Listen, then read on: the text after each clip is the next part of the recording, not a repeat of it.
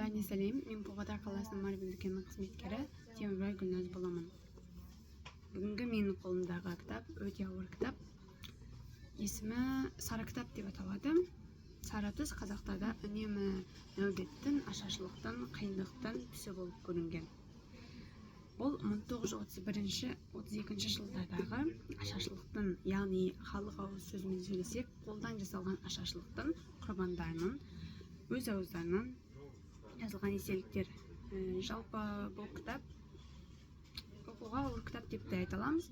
Себебі үнемі тоқшылықта жүрген қазақтың жоқшылықта қандай бұл қылмыстарға десек те болады барғанын көреміз. Осыншама қиыншылықта олардың басына түскен қалай шыққандары жайлы өте ауыр жазылған. Және де бұның көбісі Жұлдыз журналында жарияланған естеліктердің барлығы жиналып, осы бір сары кітап сияқты шыққан болатын.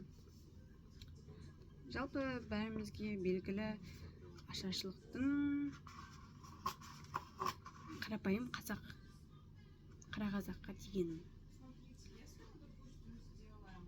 Қиын күнде ұлын тастап, керісінше, қиын күнде қызын тастап ұлын аман сақтаған жан баласын асырауға көптеген қиындықтарға айналайып барған болатын. Қазақ даласының қаңырап қалуы осы қолдан жасалған аштықтың бір кесірі деп те білеміз.